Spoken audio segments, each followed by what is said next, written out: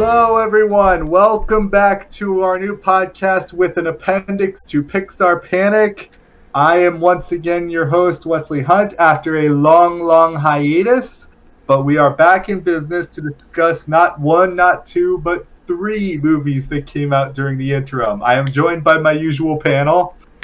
Hello, everybody. I am Nicholas, aka Irish Husky, the guy who started this whole thing nearly 3 years ago? Yeah. Boy, time flies. Pandemic time. Yeah, well, we've had some real life stuff going on since the last episode of House of Mouse, but we are back and we are better than ever. Yeah.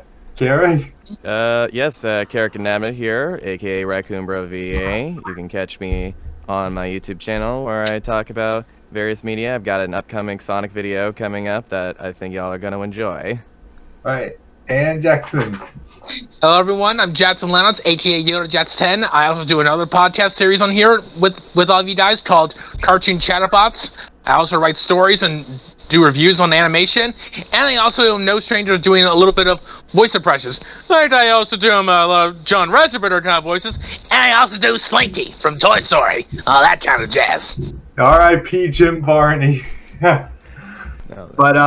But also on the subject of Pixar, we had one released right after the tournament wrapped, I think. It was called Luca. It's a change in form. Yeah, you see, Pixar was looking for a change in branding after these times. Soul kind of felt like the last of their traditional ones with the old guard. So they brought in a totally new guy, Enrico Casarosa, who had never directed a full film. And he decided to base it on his childhood in Italy, along with some folk legends. Let's discuss the results. All right, first off, I'm just going to go ahead and get my personal gripe out there. I can't stand movies that go with the generic, we're going to name it the main character's name, and that's it. I am sick of this trend. Please stop doing it, guys. It's so annoying. But no, but the movie's good. Right. But wait a minute, but there's a bunch of great movies that have just the name title. You really liked Aladdin, for example. That doesn't mean I have to like the name of the movie. Right. And sadly, this will not be the last film we discuss that's only the character's name. Yeah, we'll get to that. And that right, Mr. Lightweight. Yes. No. But we're getting ahead of ourselves. Luca is pretty cool because it has this idea of sea monster who wants to be a human. Well, sort of. It's more like wanting to be. He's so enamored with the human culture, and so it's different from Ariel's sort of character arc, where it's yes, they do have similar kind of. They live in the sea, but they start to go onto land, but they're told not to. But despite that, Lucas still keeps his abilities. In fact, it's used for a lot of really fun set pieces in this. I first compliment I want to say, the transformation animation is really satisfying to look at. How the scales pop and then just little water bits constantly getting on them, and you see just various parts of them change. They do a good job establishing the stakes immediately, how the rules work. They have to keep from getting wet, and it. And whenever there's water near them, that's where the tension is. And trust me, they utilize that a lot throughout the movie, and sometimes it's used for comedic effect, others for dramatic effect. It works every single time, and you know that initial setup really does a good job at setting it up. Right, and this is one of the Pixar movies to be focused a little bit more on the internal conflict. Some people were confused about the low stakes. We went from Toy Story 4, about a toy coming into existence, questioning its purpose as a toy, to Onward, about using magic to reconnect with the dead father, to Soul, about a man with a near-death experience contemplating on his own meaning in life, to Two Kids Just Want a Scooter. Yeah, I appreciate. This is basically, I think, Pixar's.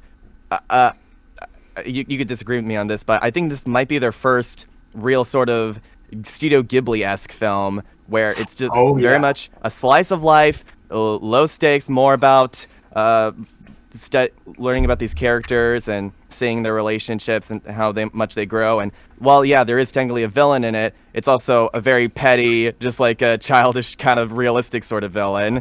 I appreciate that Pixar finally went back to those kinds of antagonists. Right. But was it me, or does he kind of look like Sheen from Jimmy Neutron in a way? Oh my gosh, I can see it. I can't unsee it. But also with Ghibli, it's cool you mentioned that because they have the good sound design where you hear the little rustlings, and you also see water in every frame, almost every frame. So I think I described it when I first saw it as ASMR the movie. Yeah. Well, speaking of sound, there are a lot of great voice actors all around here. Like, I think there's a reason Jacob Tremblay is in so many movies as the main kid, because he is a really good actor. Because he's got voice acting and acting experience to boot, and he's opposite Jack Dylan Grazer, who most people know from the It movie. And oh my God, he gives a fantastic voice here.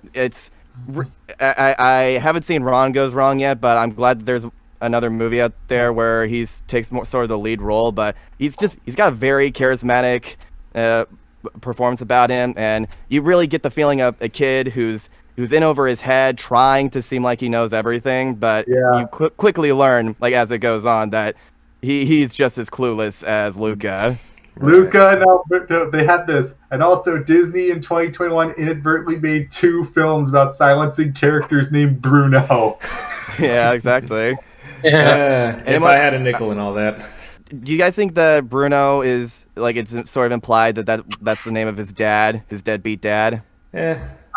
I had imaginary friends when I was a little bit there. I could have thought of that as sort of like maybe it's just something that he heard when he was at Porto Rosso. Just some random guy shouting to his kid or their husband or something.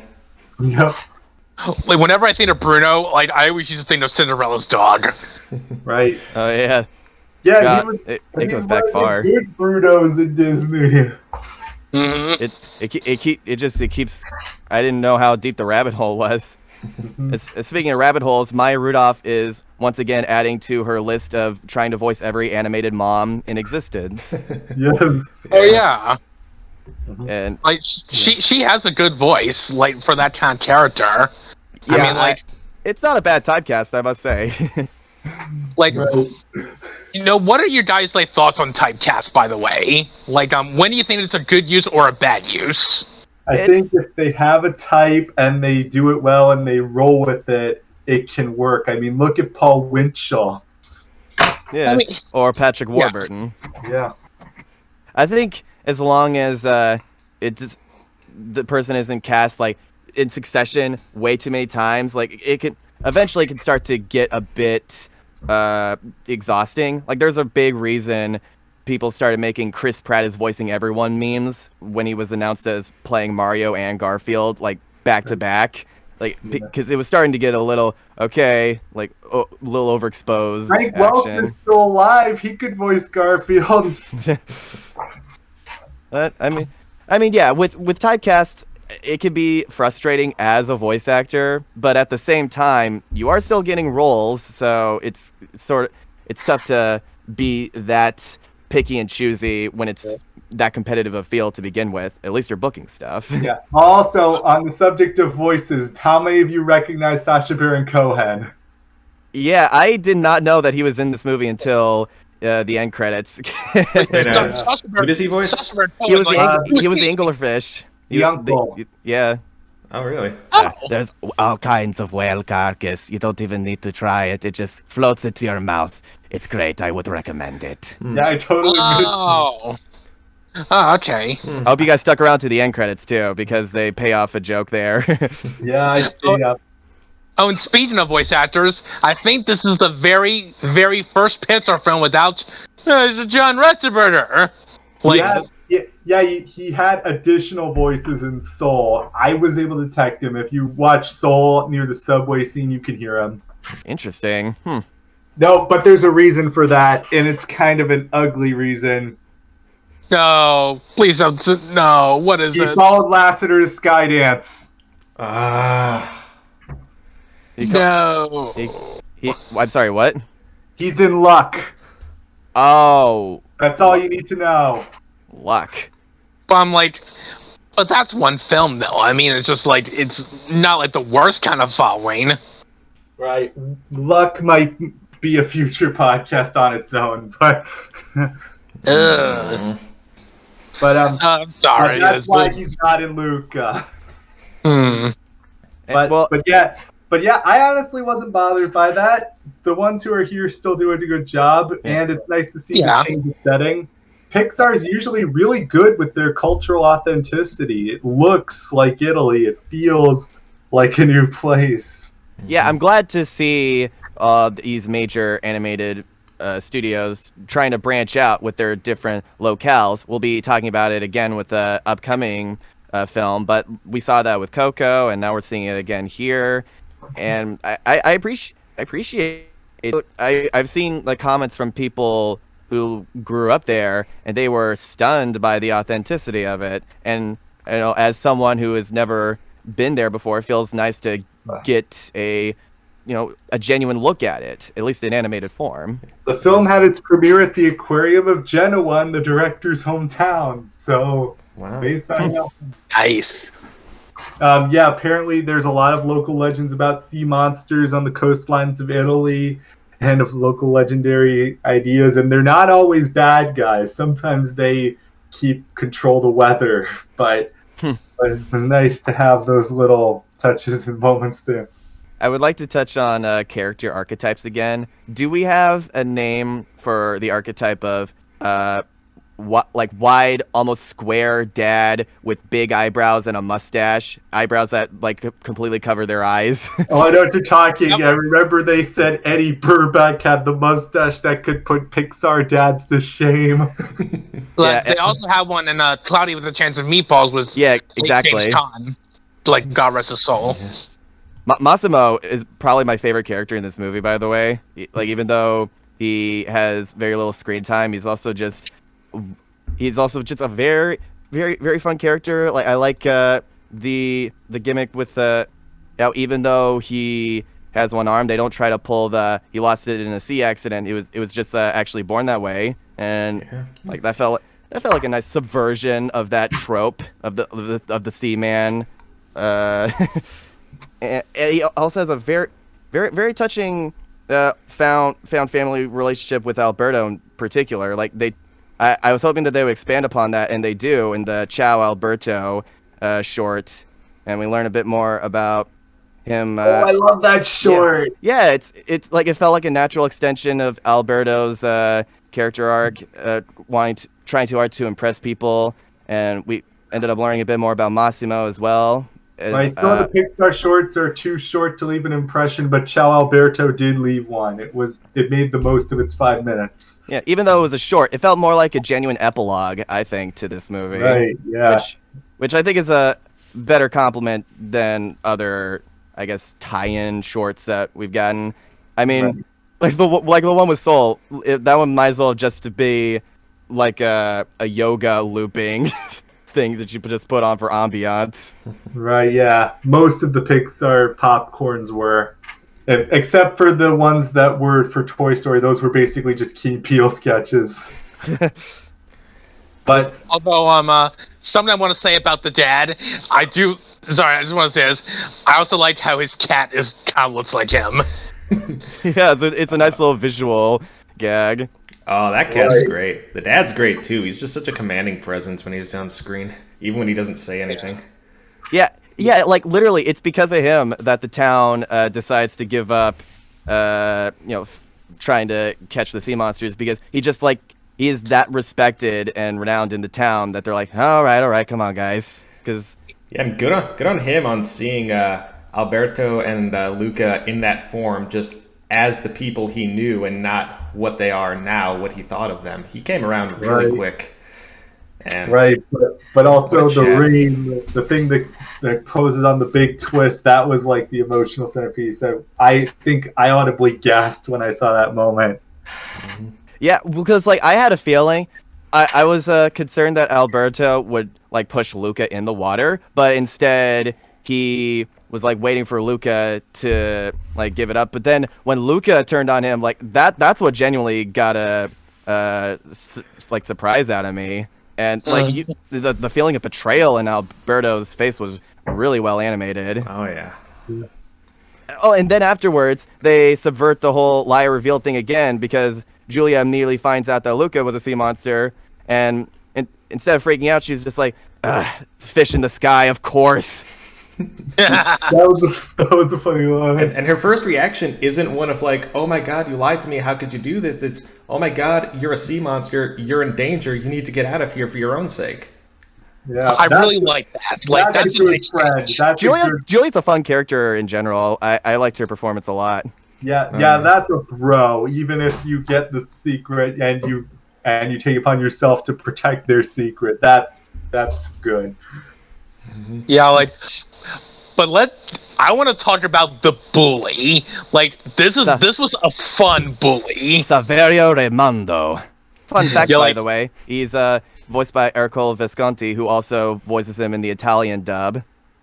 Oh, nice. Nice. Like, this guy was just so freaking entertaining. Like, and like with bullies can be like the worst part of something, but this guy was just like a lot of fun to watch. It helped that he was really well animated, I think. Like, the constant poses he has, and the way he's constantly abusing his little cronies. And I also love how his cronies actually turn on him at the end and become nice and become good guys. Right. And again, everyone points out he should have aged out of this a long time ago. I think that might be my favorite comedic line, where it's like, you said you were 16 last year. Well, this time, it's true. Oh god, it reminds me a lot of that one iCarly episode where the famous chef loses the cook-off to them. Oh yeah, so, I remember that. He joins a youth wrestling league because there's technically no rule that adults can't be in it. And then he still loses. And Ercole kind of gives me those vibes. Yeah, just absolute pettiness. I love that in a villain. Yeah. It's why I want to see Reverse Flash get his own movie, because I just want it to be him screwing with Barry for the entire 90 minutes. Oh, that would be something interesting. One little moment that made me laugh in this movie. Shortly after Luca's parents come onto the shore, like the mom just throws the kid into the water, or was it? It was the dad. Okay, it was dad. Just throws the kid into the water, and then later in the movie, when they're just walking around, that same kid walks by them and just immediately speeds up. That's good. That's a nice callback. Yep. And also there were two kind of sort of SpongeBob references in this movie. Was out. One was when I think it's Alberto says "Mother of Pearl." Yeah. And then the second one was the title card. Was the time card that said like 6 hours later or something. Oh yeah. I think the montage of them becoming friends and building the bite together, that was another great one, because Luca and Alberto, they have fantastic chemistry in this. It's they immediately, because it's obvious that Luca would be enamored with his lifestyle because it's so different from everything. He's like, no, I've never done this before, I'm a good kid, that kind of thing. But as it goes on, like they slowly bond over common interest, and like you genuinely see them caring for each other, which makes the betrayal like towards the end feel all the more real. And you can understand why Alberto himself starts to feel a bit more possessive as it goes on when Lucas starts paying more attention to Julia, since he has serious problems with abandonment. And we learned that, and it's really heartbreaking, the reveal of the wall, seeing him making all the marks of each day that he's been alone, and it's not even that many days. He lost count at one point. Yeah, they come from different worlds. Luca has very loving, caring parents that go for him. Alberto has nobody, so that's why he goes to the land. What the part that almost made me cry was when Luca was like, "Are you gonna be okay?" And Alberto's like, "You got me off the island. I'm always gonna be okay." Oh wow! Oh yeah. God, it hit me in the feels. Always got to do that to me, Pixar. That's what they're good at. A little detail I personally like about this movie is that, like, how Luca's dad is voiced by like Jim Gaffigan. Like, this is the comedian that my dad always used to listen to on the radio. I always remember he used to crack him up. So I'm really glad he has a voice role like in a studio as big as PIXAR. Like, I'm just really happy for that. Yeah, I love Jim Gaffigan. Yeah, my dad's a big fan too. I mean, the last voice role he had was in the Playmobil movie. Oh no! Yeah. I think he was also in a Scooby Doo. Also, I think. Like in that recent celebrity like guest star show Scooby Doo, I think he was a guest star on that. The fastest Scooby-Doo, fast food fiend. Yeah, but I mean, come on, the Playmobil movie.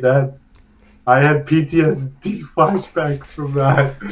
Oh man, was isn't that bad?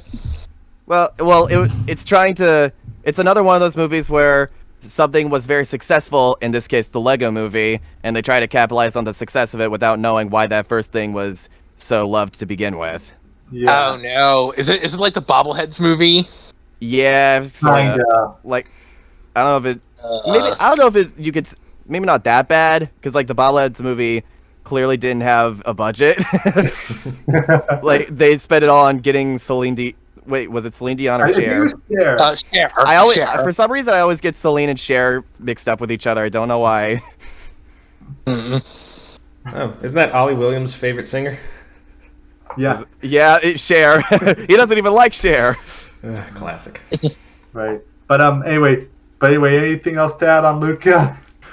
I mean, it's hard to, because like this is a very simple movie by design, and that's what I love about it. It was nice for Pixar to just like take a break and go, especially during a time when a lot of people were very scared and confused. I think there's a very good reason that this was the most streamed movie of 2021. Yeah, it was nice to have low stakes and low key vibes, right. and I didn't really see anyone complaining about it except that one guy from Variety. No. Well, we don't care about their opinion. Of course not. I thought that was kind of dumb, and everyone on Twitter reasonably dunked on it. Right. At the end of the day, this is a movie about friendship. And I love movies like that because friendship is a magical thing, one might even say. Yes. Yeah, it's kind of like that one show, Steven Universe, I think. Yeah, right. Exactly. Yeah. Did they make a joke about this on the last Owl House? They did. I think so. The magic of friendship? Yep. There we go. Yeah. I think the best words to describe Luca to me are charming and comforting. Yeah. And it's a very easy movie to come back to. Yeah, it gives you that warm, fuzzy feeling. I think a lot of that comes down to just like how well realized the city is, because it actually feels like something that people live in, like a bustling community. Like, and there are also some really fantastic like daydreaming sequences as well, where they get to break out of that slice of life sort of mode and find visuals that really pop, like when he's on the Vespa riding around the Saturn ring and like all the stars turn into fish. It's some very well realized stuff. I like that even though this is a Pixar movie, it doesn't really look like any other Pixar movie. It's got its own style, and I'm glad to see Pixar trying to break out of its usual art. Right, the character designs were different. They kind of reminded me of its pony. It kind of looked like Wallace and Gromit, I want to say. It felt very Aardman, especially with the teeth. Yeah, and that's not me making a British joke. Also, there was something I want to point out. I like how the little girl, like when I saw her with her dad, I was like, okay, where's the mother? Let me guess, she's dead or something. But then I'm like, oh no, they're separated. Like she just comes visit her father like every other summer. I'm just like, okay, that's nice. He actually has a mother. Like, I kind of like these recent Disney movies that like don't have to like kill off the parents. Yeah, like that's really nice. It's nice to see representation in other areas of like family dynamics, because we're very used to it either being a nuclear family or someone's freaking dead. Yes. Yeah, like I remember the nostalgia when he reviewed Mulan, when he saw that Mulan's parents were alive. He goes, "Oh, those parents are alive. Make a wish." Right. Or do you know the Simpsons joke about how Milhouse's mom always skipped the opening scene? Yes, I love that. That was a great little scene. Yeah, that little joke right there. I'm not crazy on Ralph Breaks the Internet, but that did get a chuckle out of me when Vanellope was like, I don't even have a mom. Neither do we! Neither do we! They did throw around an idea for a sequel where they thought that maybe Luca and Julia do sort of a Parent Trap sort of plot to get Massimo and his wife back together. You don't need to do that. Nah, that's a little contrived. I don't see that working. Yeah. But I don't think we'll be getting a sequel to Luca anytime soon, Right. especially since Casarosa is working on another original film. Oh, nice. For Pixar supposedly, but that's all we know about it so far. I Yeah, think but we've got like- enough Luca content to tide us over in Yeah, the like- meantime. Tide. Yep. Because it's by the sea. To quote Sacha Baron Cohen, it's nice. Very nice. Yeah, there we go. But okay, we're gonna do it with Turning Red, and I actually have a funny personal story. One more little note. Sorry, just one more little note. I recommend the way I recommend watching this is after you've seen the normal original audio for it. I highly recommend checking out the Italian dub as well. I think it'll make you feel even more engrossed in the world. Sorry, just wanted to get that out there. Yeah. Oh yeah, that's pretty nice, especially since Visconti has the same voice. Yeah. But also, I'm Turning Red. I have a very funny personal story about when I first watched Turning Red. There was stuff going on in my life, and I was at work. I was doing some work, and I was wrapping up, and they said, "Oh, you weren't supposed to do it that way. You weren't supposed to move it this way. This is as open as I can get without divulging anything too personal." But I was like, "But I was just doing what they told me." They're like, "We don't really go for that anymore. We're going to write you up." And I was just so steamed and so miserable on the way home. I was really upset. I was really going down. So I just needed something funny. So I just booted up Turning Red, looking for a quick laugh, and it delivered. Yeah. Nice. I did laugh at it. It was hilarious. Yeah. Yeah, there's a lot to talk about with Turning Red, but before we get into any of that, there's a big elephant in the room regarding a certain historical event, and I feel the need to bring it up now, otherwise it's just going to loom over the rest of the podcast, so here we go. Proceed. There is no way that Four Town could have performed at the Sky Dome on that particular night, because on May 25th, 2002, in real life, the Toronto Blue Jays had a home game. I understand that baseball stadiums are good venues for concerts, especially a domed stadium like the Sky Dome, now called the Rogers Center. But that's usually when the team is on the road so that they have time to set up and take it down before the next game. So, yeah, this concert could not have happened.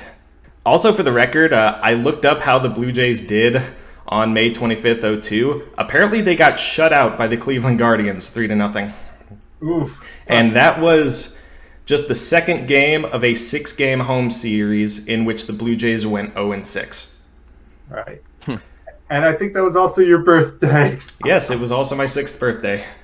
I was just short of 7. I would have just been finishing up first grade Yeah. when this was the thing. Yeah, so I mean, it was honestly, you would think that with how much they focus on it being in the early 2000s, they'd be a little bit more historically accurate. Come on, guys. right. Thankfully, that's the only anachronism I can think of, and there's absolutely nothing else to talk about on that front.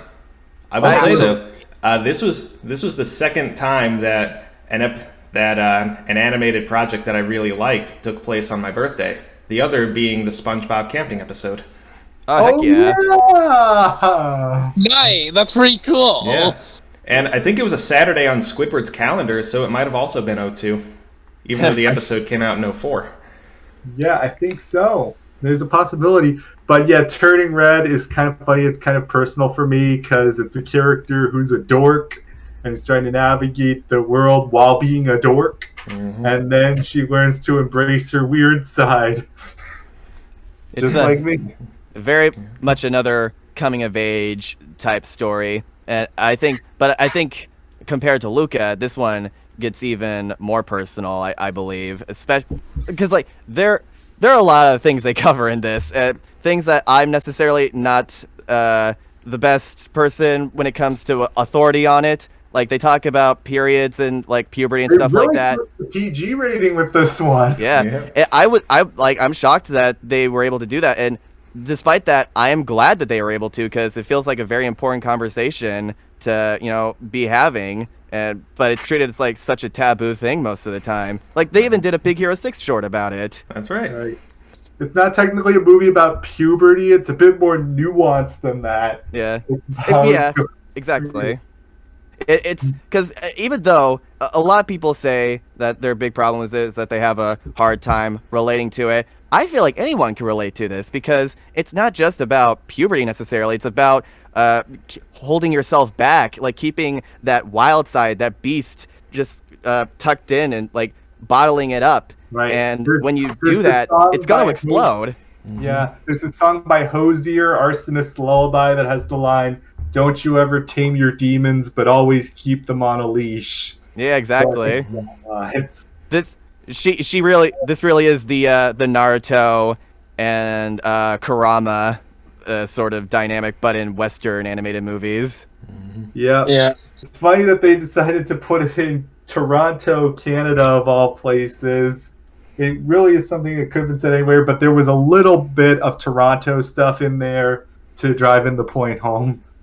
Yeah, once again, we have another movie set in an unconventional area. Well, for mainstream animated movies, because we had Italy last time, and now it felt like we were learning a lot about the Chinese influence on specific parts of Canada, and it was really cool seeing that kind of representation there. And Sandra Oh, once again, in a mother role, trying to get as many mother roles as Maya Rudolph. I guess they're going head to head in that front now. The funny thing, you should say that some reviewers have said she was really harsh, but a lot of the Asian people I talked to who saw it said she was pretty spot on. If anything, they toned her down from the Tiger Mom stereotype. Yeah, it was I think, very interesting. I think a lot of people were really harsh on her. In terms of being a parent who is too stupid to care for, I think they got her down pretty good. Because even though she is controlling, she does have a good relationship with her daughter. Her daughter clearly loves her mother, but at the same time, she's kind of afraid to speak her mind a little bit, which I think kids can relate to a lot more than just having the parent just be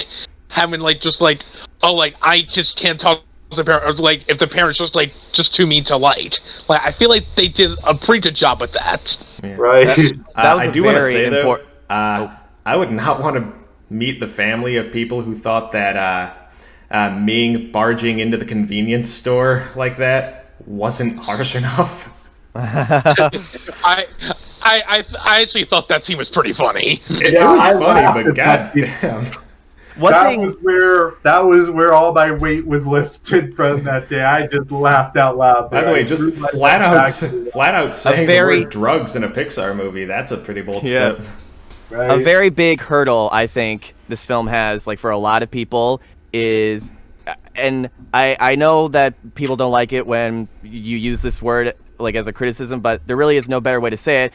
The cringe factor is a very, very big part of this movie, especially the first 10 minutes, because a lot of it is very focused on the 2000s culture, blasting it in your face, and a very breakneck style, and then also her constantly trying to hide things from her mom, especially don't look down, don't look down, don't look down, dang it! And as she, and just you feel so bad for her, but at this, so if you can just take it in stride, I think you will have a good time with it. That first 10 minutes, just as long as you can get through it, you will understand what this movie is going for. Right. I'm not gonna lie.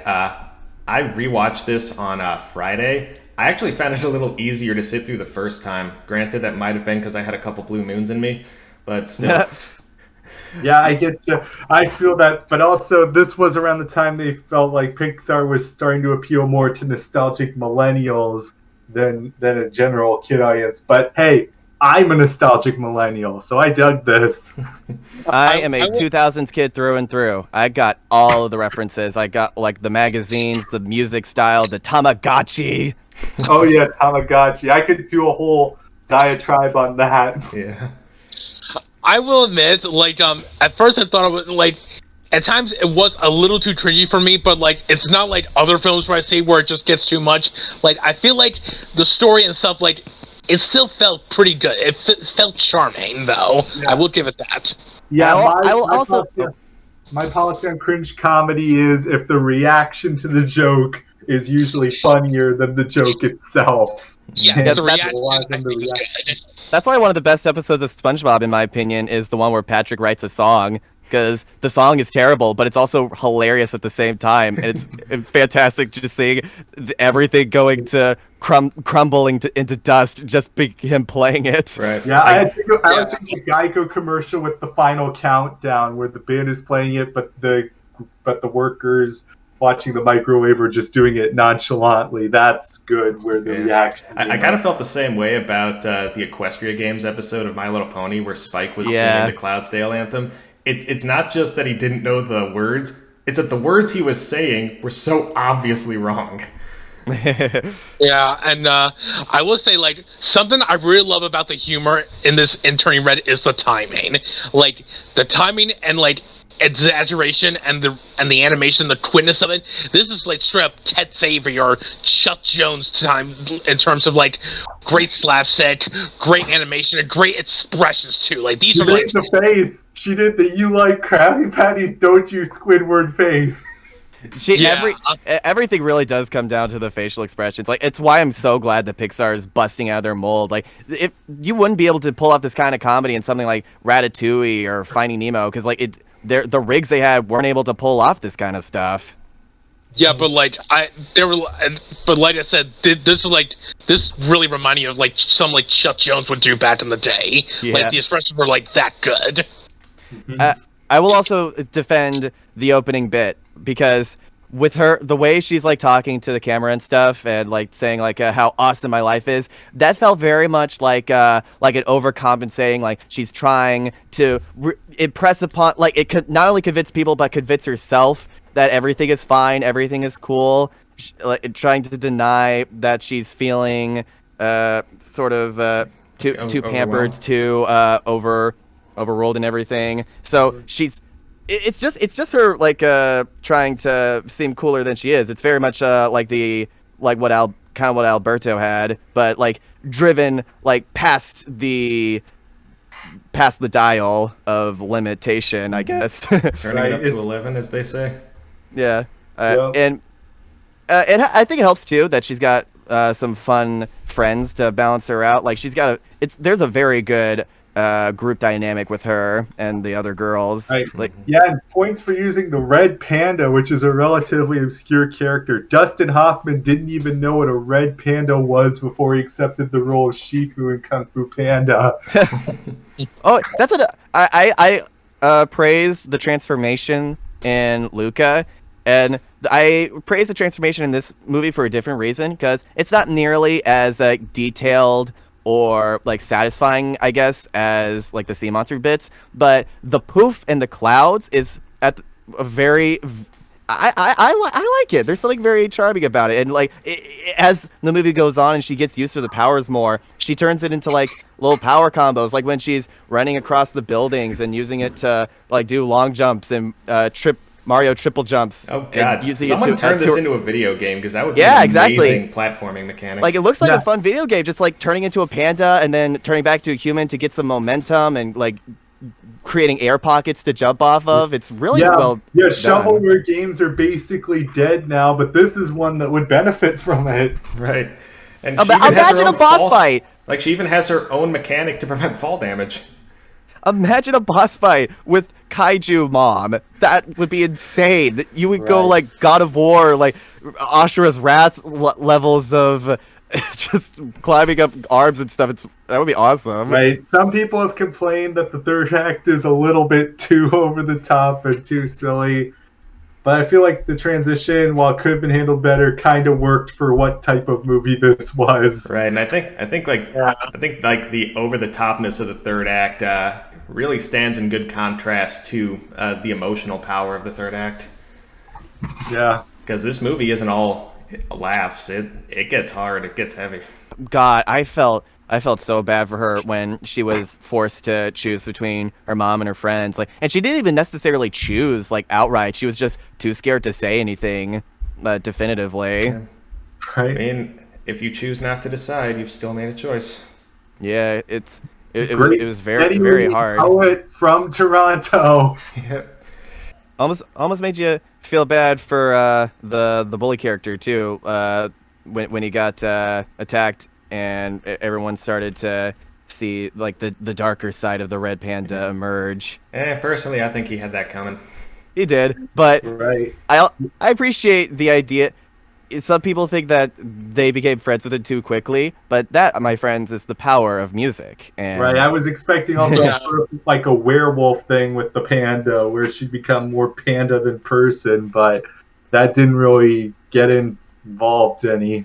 Like there's this. I was a this little whole confused thing- about that. There's this whole thing throughout the movie. Like they say, like the more you turn into the panda, the harder it'll be to break away. And instead of it like taking over her mind and her entire personality, it's about like coming to terms with that part of herself. Like, yeah, it becomes harder to push that away, but is that really a bad thing? Yeah, I was a little confused by that at first, but I think that was more so meant to be that the grandmother character herself didn't understand the power of the panda actually and the good side of it, and it took a little heart-to-heart with her dad to realize that maybe it wouldn't be so bad to keep after all. Oh my god, I love that scene. Yeah. Yeah, like the dad himself, I think, was a great character, even though, like, up until that point in the movie, he didn't really have much dialogue. Right. Yeah, and that was definitely intentional too, because once they get the whole tiger mom thing, and be like, we both agree, right, honey? Exactly. Oh yeah. Like you can't even get a word in edgewise, but you know that's just how it is sometimes with beta males. But you know we love them anyway. Right. Now, a little bit unrelated tangent. I heard part of the reason why the band's called Four Town, if there's 5 of them, may just be because they come from 4 different towns. Probably. 2 of them share a town. Yeah. This town ain't big enough for the 2 of us. Even though this movie is a Ratatouille.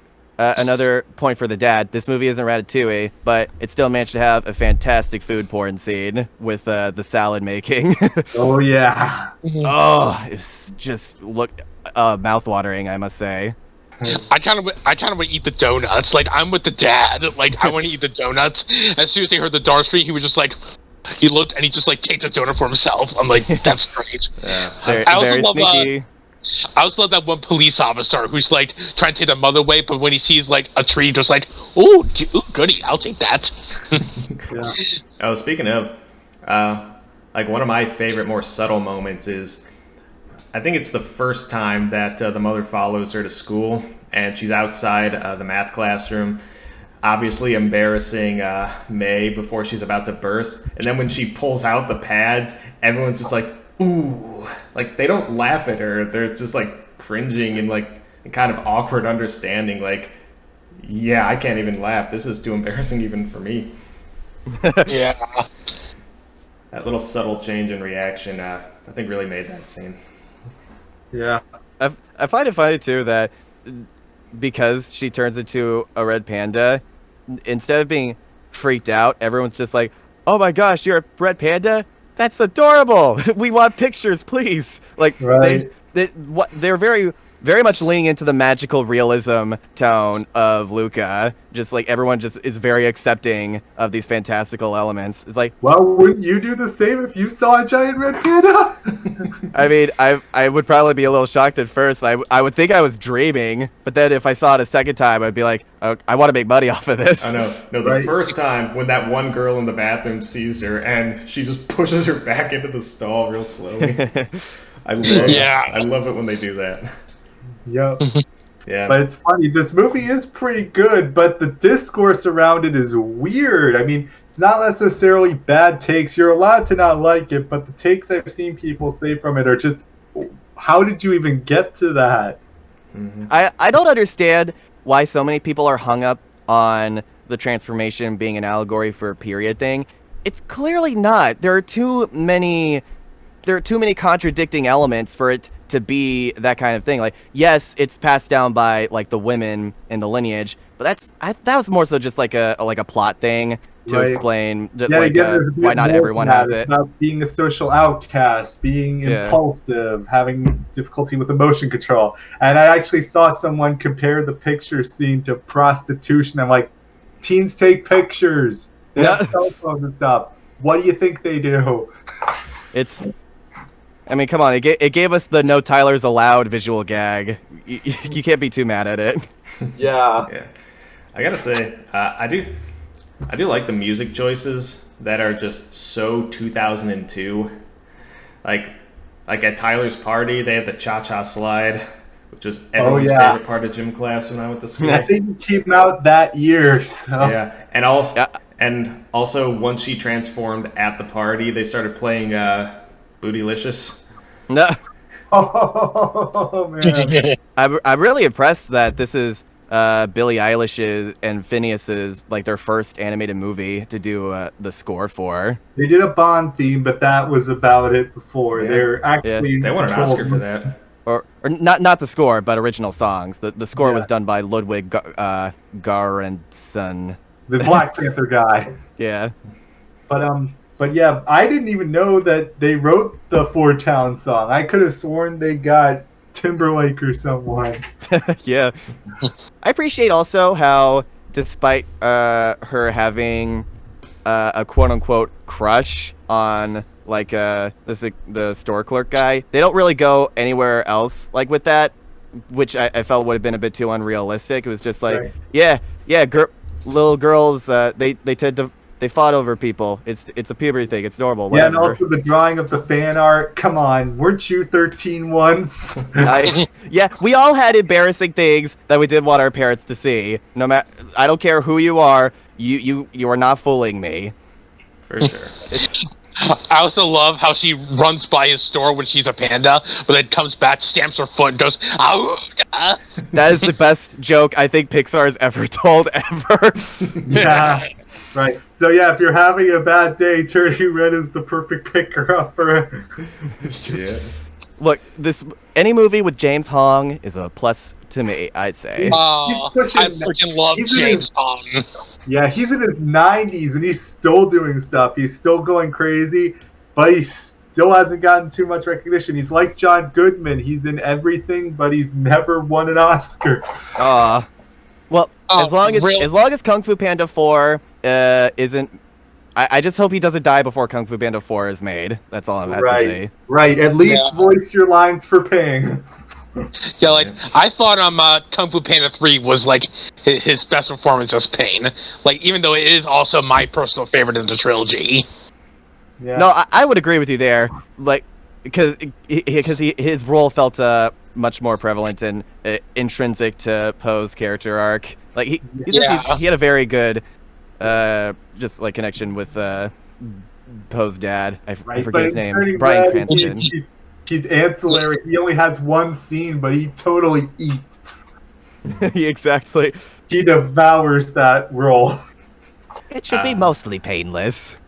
Wait, mostly? Yeah. That's pretty much what I've got to say about it. Just I liked how at the end that was a very real line from May where she was like, things are going to be very different, and even though I'll miss how things were before, like that's okay because like everyone grows and everyone moves on, and I felt that there are many things I miss too that I know will never be the same, but that's not necessarily a bad thing because we all have to find that beast within us and like choose what we do with it. Exactly. One last thing I want to say before we move on. Four Town sucks. Backstreet forever. Yeah. Sounds like you need a shot of B12. Something I want to add, Abby is a peach. I absolutely love her. Oh yeah, I think she was like me at that age. I was bouncing off the walls. She's just pure chaos.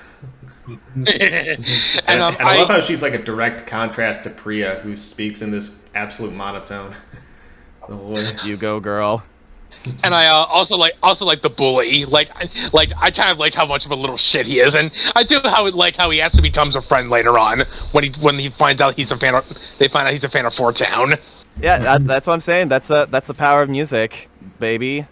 Right. I will, even though, I can't pronounce her name, but the person who plays Priya, she's also Zip Storm in the secondary My Little Pony G5 materials. Basically anything that isn't the movie. I haven't caught up on that. I probably should. I'm probably not. I've been too busy with Bluey.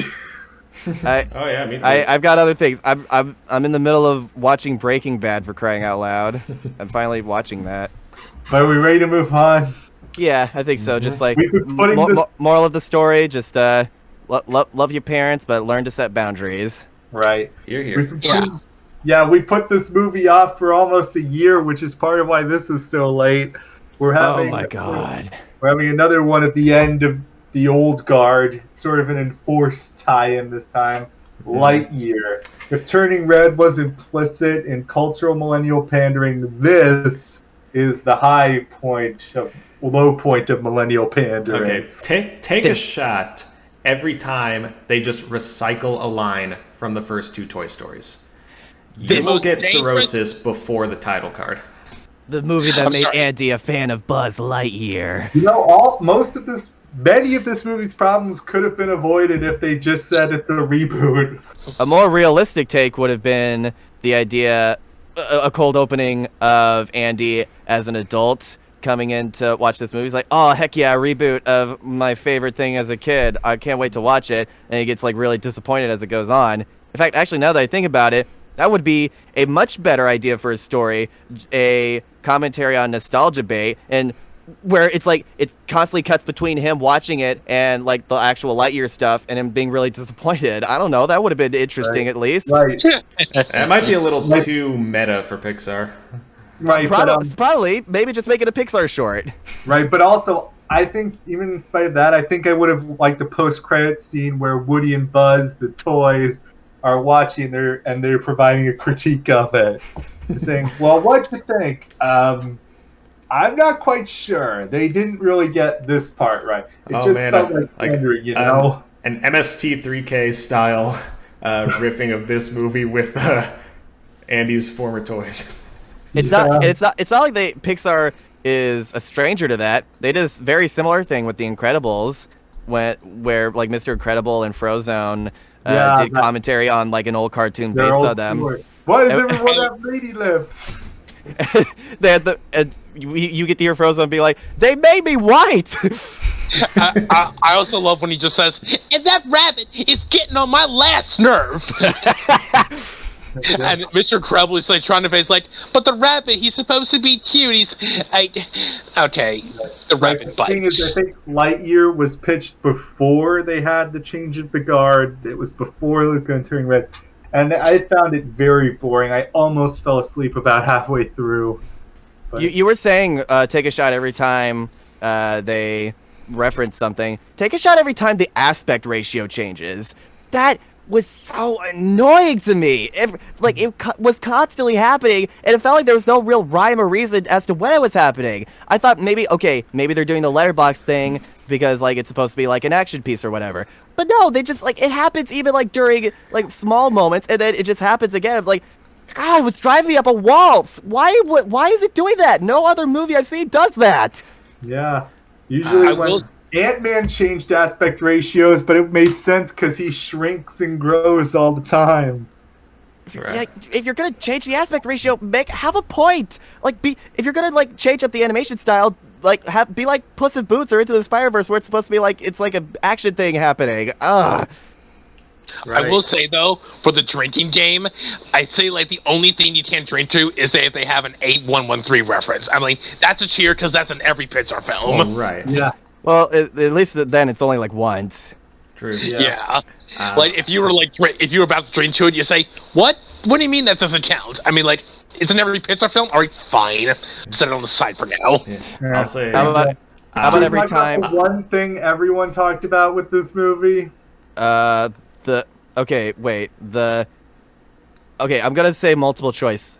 The villain, Buzz's friend, or the recast. I was gonna say the kiss. Oh. You mean the thing that happened for 1 second? Yeah, thing- and that the media The thing way that's too out of inconsequential to the plot. proportion, that they almost cut anyway. So I was kind of right with choice B. Right.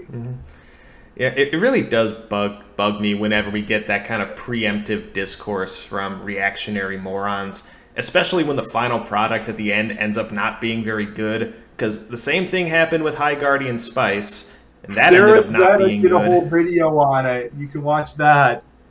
Who did? I saw the whole fucking show and I hate it. Yeah. Yeah, I'm but not- watch I'm not Jared touching Zed's that. video. That explains more of it. They just did that to hype up the ratings and possibly draw attention, and Right. it didn't really work. Yeah, This and movie if I makes recall, 200 Pixar didn't even million. really hype it up themselves. That's just, they mention it once, and maybe they just expect people to latch on to that as either a high point or to drum up controversy to get people to see it anyway. Yeah, even though I counted, it's 12 frames. The scene in question is 12 frames. Right. And the sad thing is, Alicia herself is probably the best character in this movie. She's And- the only one I liked. She's the one positive thing I had to say about it. So She's voiced naturally, by- they have to get rid of her before the first act is over.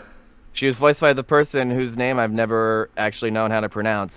My guess is Yuza Aduba. Uzo. It's Bismuth? Yeah, it's Bismuth.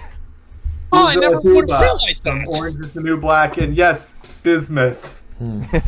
That's another big thing against this movie. Like they have the like highest emotional point, like very close to the beginning when he's like watching the hologram of her on her deathbed. It's like, yeah, I know it's a ripoff of Interstellar blatantly, but it's still like, you know, I got a little choked up when I saw it, but nothing really matched it after that. It's Right. like, sure, Up has a similar thing where the most emotional thing happens towards the beginning, but they have things that build upon it and like are able to live up to it. But Lightyear just fizzles out immediately. Right, and Yeah. speaking of, one other similarity to Up is that this is yet another movie where we have contrasting, diverging paths when it comes to, like, you know, fulfilling a lifelong goal, or in this case, finishing the mission, and we see that direct contrast at the end, and, you know, that leads to the ultimate climax.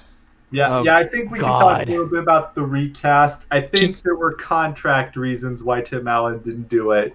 Like I have They- nothing against Chris Evans. Like he seemed like a good choice, but I'm like Tim Allen just invented Buzz Lightyear. Like there's no way they could replace him like that. I mean, Yeah, but it wasn't because but they didn't replace Tim because of politics or because of studio obligations. I think it was just because they wanted someone else. I think Tim did explain it, but I forget what the excuse was. No, I think Chris Evans, he's fine in this movie. I think it's just the problem is that Buzz is very generic in this movie, especially like I'm not expecting him to be as over the top as Buzz like in toy form. Like that's unrealistic. But it felt like every like action movie protagonist rolled into one, and it's just not very interesting. Right? Like, like as far as the voice change goes, like I didn't mind it too much, but at the same time, Buzz as a character in the Toy Stories is so ingrained into like what shaped me as a kid. In that after that opening monologue, when I was in the theater and he said, you know, and there seems to be no sign of intelligent life anywhere, I just instinctively said, "Hello." Oh yeah, there's that. But yeah, this didn't really stand on its own as its own identity. It didn't expand on Lightyear. If you've seen any space opera ever made, you've seen Lightyear. although I will say this about the recasting. In Buzz Lightyear Star Command, like the TV show, I think Patrick Warburton did a good job as Buzz. Yeah, he did. It worked. Yeah. Yeah. Some It people- worked there because like it was a TV show and they couldn't get Tim Allen for the show, and I think Patrick Warburton he did a good job. Yeah, TV show recasts are a lot more forgivable, especially when you're dealing with people that work on a higher budget. Right. Yeah, and you have 65 episodes of a cartoon, and you're usually voicing it all at once. So, Like, once in a while you would get lucky, like, around the same time Nathan Lane was in Teacher's Pet, like, but even then, like, there are times when you get lucky. Well, and even then, he wasn't able to do every single episode because he was doing the producers at the time. Yeah. Yeah, there was that, and it was pretty interesting, but they just didn't bring it to it. I don't really remember too much about the side characters. Many people have complained that Buzz Lightyear of Star Command it's essentially retconned. So again, Andy fell in love with it through the show, Buzz Lightyear of Star Command, not the movie. Right. Yeah, I will name one little kid that would be enamored with this movie and be like, I want to get all the toys, and they wouldn't want Socks the cat as a toy. Like, what the hell? I mean, Right. Socks was the Like other such one element that didn't completely bore me. Such an obvious like marketing thing too, because like, oh, I'm not surprised that they made a bunch of toys from here, but then they were like, oh, Andy's mom wasn't able to get it because they ran out of stock at the store. Like, I don't know, that just you didn't need to say anything. That just feels like you're trying to cover your tracks. Yeah. I will say this about the side characters. I don't remember too much about them aside from Izzy, who, I mean, Keke Palmer, she's fine. She's a fine enough actress, fine enough voice actress. Character just didn't give a whole lot to work off of. The only other thing that stuck with me was a Moe's constant running joke about the pen in his spacesuit. Was it supposed to be funny? Because I only briefly chuckled the first time, and once they brought it back a second and third time, I was like, okay, obviously this is going to come into play when we get to the climax. Can we just get to that point? Right. It felt like such a neutered version of the spaceship joke from the Lego movie, because it didn't have nearly the payoff that one had. And because like when that kind of thing happens, you need to have a good payoff to make everything worth it. But it wasn't there. And Taika Waititi, like, sure, I like his voice, but they didn't give him funny things to say. No. When we get to the big reveal of the villain, can I personally do the reveal of it when we get to them? Because like me and Rebecca made a funny joke about it. Sure. Oh, yeah, sure. Okay. But I think, yes, no, I think Socks definitely stood out more compared to everyone else. It helps that Peter Sohn is really good in most things. Yeah. And I think the whole thing with Ivan, that got a chuckle out of me every now and then, especially when they got into the ship again and Ivan was about to turn on. I was like, welcome to the ship, and like Buzz immediately punched it to turn it off. Yeah, that was the one laugh I had in the whole movie. I was like, okay, all right, I'll give you that one movie. Right. It feels so bad. Pixar had 2 winners in a row, and then they had Nostalgia Bait.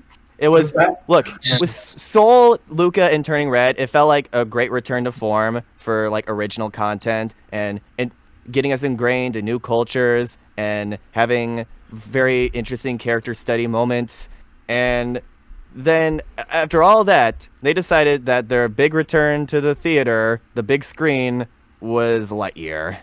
I think the most damning tell of how this turned out in the long run is that this was the one that they returned to theaters in. This is the one that, they clearly put in that big budget, we are Pixar style animation, and it did not get nominated for Best Animated Feature. It bombed too. It absolutely did not make any money. I mean, Turning Red got the nomination, which I think was well deserved. Now, while Lightyear did make $226 million, that's also about what it cost to make.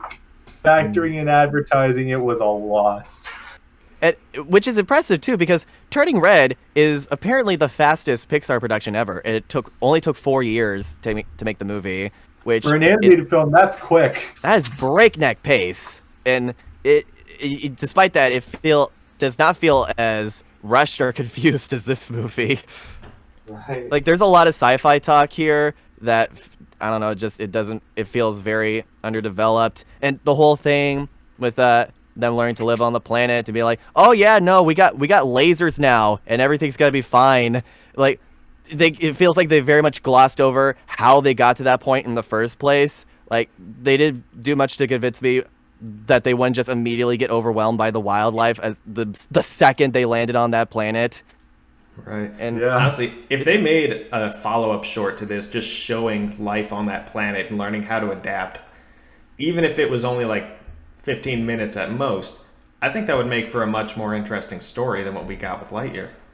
Zootopia Plus did a similar thing. Well, the only short I think is worth watching in that whole package is the Mr. Big one. And a question I had when I was watching Zootopia was, I'm curious why these polar bears are working for such a little rodent.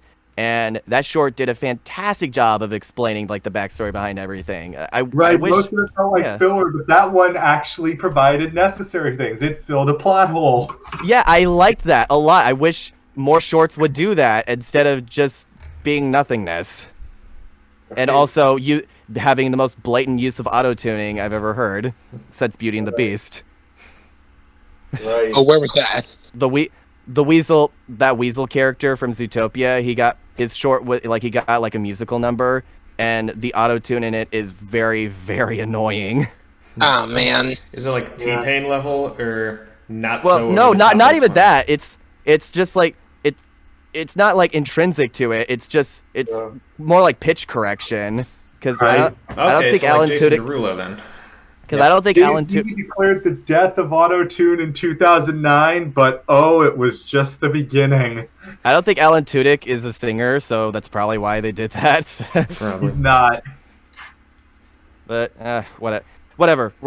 But that's my point. Like it felt everything was very half baked with like trying to explain how things work. And the time travel is also very weird in this. Like, we'll get into that with the villain too, but like they did not really put any effort into trying to think about it. It's got more plot holes with its time travel than Meet the Robinsons, and I like that movie. But Right, I could kind of buy Buzz aging slower because of his faster than light speed, but we'll get to where it falls apart. Right. Yeah, I took a physics course in college that explained time dilation, and I think one of the like scientific holes this movie has is the fact that it only ages slower as it's moving away, but like as it makes the journey back, I think time would like eventually catch up. Yeah. That's kind of the gist of it, but again, sci-fi, you can kind of let that slide. Well, yeah, like I think there's a lot of funny, cool things you could do with time dilation. Like one of my favorite jokes from Red vs. Blue, another sci-fi-esque show, is it's two guys like fighting a really big dude called the Meta, and one of them shoots his like a time control machine in his suit, and it causes him to go really slowly, like as he's about to punch one of the other guys. And he's like, "Oh, hey, cool, he's really slow." And he's like, "Well, you still shouldn't let him hit you. Like, it looks like he's moving slow, but he should still theoretically have the same amount of force behind that punch. We're just seeing it over a longer distance of time." But the other guy's like, "Nah, man, he's moving slower." And then it touches his face. It immediately flies into the wall because of it. It's like, see, that's what you get for arguing with science, dumb bitch. What was that from again? Red versus Blue. Okay. Yeah. It's a web show. I think one of the first web animations. The longest running web series, still going to this day. Right. So we ready to discuss the big reveal? Jackson, take it away. Okay. After me and Rebecca saw this movie on the big screen, we brainstormed a funny joke of the spoilers of that movie in a nutshell. You ready for it? Ready. Do it. Surrender, Buzz Lightyear. I have won. I'll never give in. You killed my father. No, Buzz. I am you, my friend. No. I'll never give in. You killed my father. No, Buzz. I am You, my friend. Whoa! Oh my gosh, he went out. I think it sounded like he went into space there. Thanks. So what'd you think of that? That's funny. Yeah, I was worried. I thought your mic cut. I could totally see that in a YouTube poop. You, my friend, what's that from? And you, my friend, are responsible for delaying my rendezvous with Star Command. Oh, okay. Yeah. Yeah, but that was where I checked out. I thought if I would be like Peter Griffin and say, done! Oh, that's too good. It's too real. It's too real. Yeah, I thought about doing that, but I toughed it out. It was just kind of dumb. It made no sense logically or from a continuity standpoint. Okay, so he traveled so far in time that he got really old, and I guess he decided to go back, and it set it to an alternate universe where he's still there. But if he's still there trying to do it, but he decided to not do it anymore, then should that Buzz not exist anymore? Like, I think what happened... He changed... Like, I think what happened is, like, he came back, like, he as far back as he could go was, like, a week before the other Buzz came back from hyperspace. And then he, like, sent the attack on that city or whatever, just waiting for Buzz to get back with his crystal. Right. And again, there's a whole thing about theoretical physics on if a particle can exist in two places at once. Oh, yeah, because Sox was like, I'm detecting two Buzz signatures. That's where that story came into play. The universe could have theoretically blown up at that part.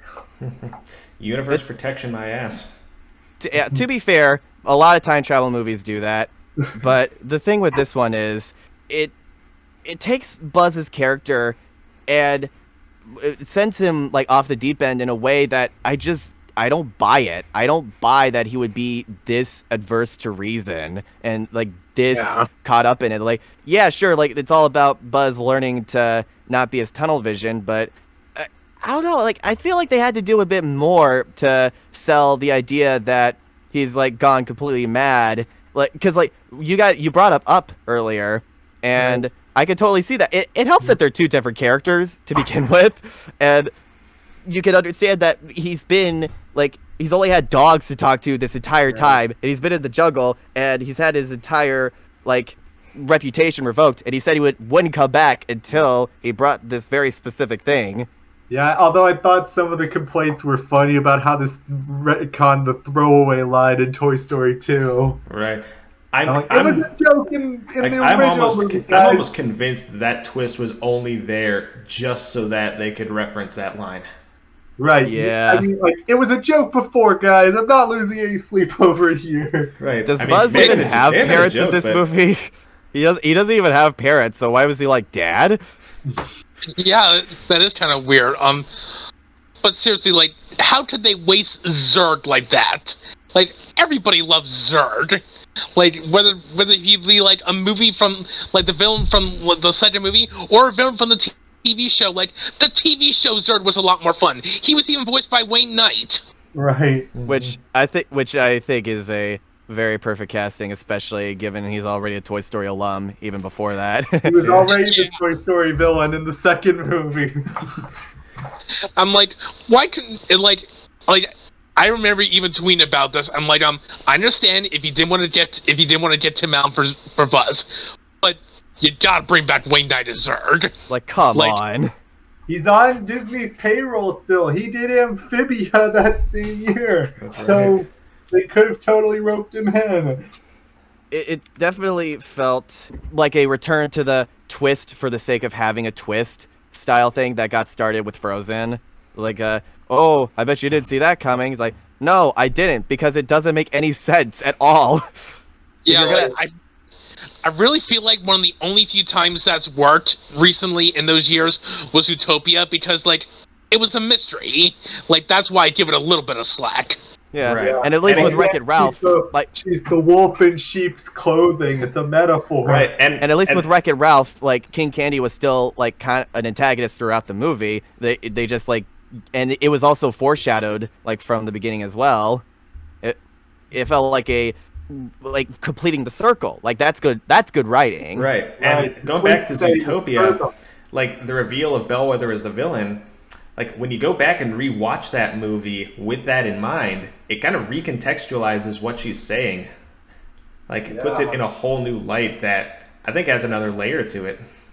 Which you cannot say for a movie like Frozen, where you see a scene of Hans by himself, like smiling happily.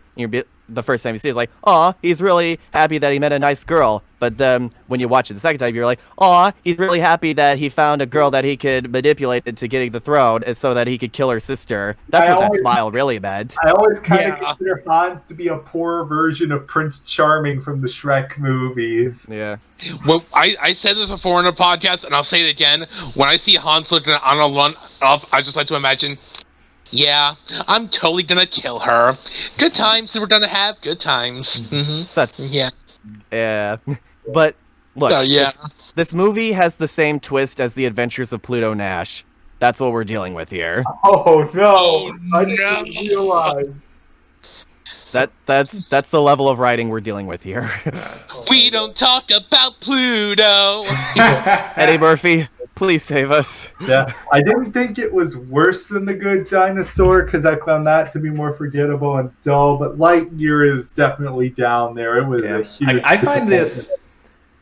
find this and Cars 2 to be like on the same cumulative level of bad, just in completely different ways. Yeah, and it's just like it's just. In that case, it all comes down to which one I would rather watch for any purpose, and I would honestly rather watch Cars 2, because at least that's something that I feel like I could make fun of while I was watching, and Lightyear's just a slog. I don't think I can get even ironic enjoyment out of movie night.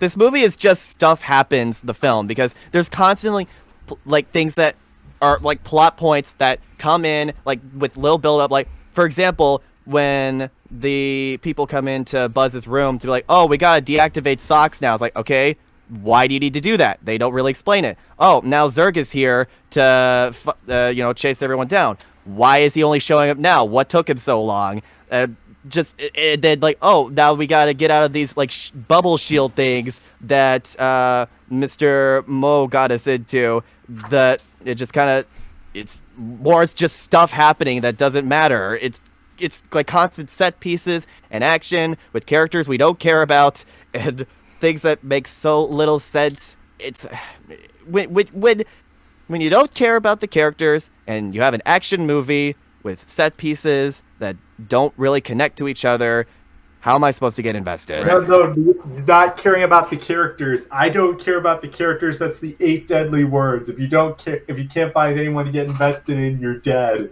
Right. And I've seen people like early reviews of this from like animation Twitter say like the story's not all that great, but at least it's a decently fun space adventure. It wasn't even that. WALL-E was more of a space adventure than that, and that stayed confined to a ship. Yeah. A ship that was at least colorful with interesting characters, and they actually did go into space, and it was beautiful, and this movie is just boring. It reminds me of Dinosaur. That's how boring these set pieces were. Right, yeah. I'm comparing this to Dinosaur. How low they've fallen. All we need left is tips from the Love Monkey. Ooh. Dexter. What happened to you, man? I mean, technically that was before Jack and Daxter, so he got a. Oh my God, you're right. Jeez. I think he was already a name because he was Timon on the Broadway Lion King. Yeah. Which like I'd be surprised if Daxter wasn't based on Timon in any sort of way. Right, like, I can see that. But anyway, yeah, we can see that. Hopefully, this is just a minor hiccup. I mean, PIXAR did get nominated for Turning Red. We might do a follow-up podcast discussing the 5 nominees. But... I'd like to do that very much. Yeah, that'd be fun. Sure. I'm surprised Darby Steele didn't even leave an impression on me, because like that seems like an obvious character, like the old lady who has a grizzled past, like is very nonchalant about breaking the law. Like I'm a big fan of Granny from Big City Greens, so I was expecting her to at least leave an impression on me, but the writing just wasn't there. I think of the side cast, she was probably my favorite, but that's mostly just by default. Yeah. And again, she's Alice Green. You can't go wrong with that. But I don't know. It felt like a watered down version of her, which is very unfortunate. Wait a minute. The voice of Grandma from Big City Greens was in Lightyear, and I didn't even notice. No, we're just saying that her character is very similar, like archetype wise. Artemis Pebdany, she was in Puss in Boots though. So Oh, yeah, that. I did hear her in that movie. I do remember that. I do remember that scene. Yeah. But much better 2022 film to talk about, but we'll get to that another time. Indeed. Yeah. Yeah. Yep. So I guess it's a 2-horse race. I kind of prefer Turning Red over Luca, but it's a very narrow one, and mostly because of the personal circumstances around Turning Red. Yeah, I think I'd have to go for Luca over Turning Red, just ever so slightly. I find it more, comforting to come back to. Yeah, it's the. I agree with Nick. Yeah. Gosh, this is a tough one, but I think in terms of everything it managed to accomplish, like in terms of like more things, but with like what I would rather come back to see, I think I probably prefer Luca. Just via very slim hair. Right. I mean, yeah, it really is just like I like the world and the characters just being in it. It's a vibe. It's a vibe movie. So sorry, Light Snack, you're not on their level. Whatever. Yeah. It bombed. Who cares? Right. We have Elemental coming out this year. What do we think of that? That movie looks so cool. I want to say moist, okay? And if you can't accept that we can't. Right. Yeah. I think I've seen people say like this feels almost like a parody of Pixar, just going as basic and fundamental as possible. I also remember people saying that about Inside Out, and that movie's a masterpiece, so I'm expecting good things from Elemental. Yeah, it's cool, and I actually like the designs of all the elementals. They were creative. Yeah, it was really cool. They were creative with how many ways you could extend and build a body type based on an element. Mm-hmm. Is it really just going to be a Romeo and Juliet story, though? We'll see. Yeah, maybe. I will say, Inside Out, great movie. Inside Out 2 is already going to have a major uphill battle with Bill Hader not being in it. So let me get this straight. They had no problem bringing back Minnie Kaling, but not Bill Hader. Oh God. Oh man. Let's just hope they bring back Amy Poehler. Yeah. Well, I'm looking at the IMDb. It's saying that the only confirmed cast members are Diane Lane, Phyllis Smith, Amy Poehler, and Louis Black. Okay. They got Louis Black. Okay, I'm sold again. Yeah. So, all right. So Amy and Phyllis at least are still there. Yeah. I mean, I think Phyllis Smith absolutely deserved that Annie she got for best voice performance of the year. Oh, yeah, totally. She stole this whole show. And I mean, Louis, like he speaks for himself, obviously. Mm-hmm. Yeah, like he was also Santa Claus on SpongeBob now. He provided, and he helped provide a very important feat for SpongeBob in the recent Death Battle episode, where he took on enough water to become a secondary moon. Yeah. Okay, back to Elemental though.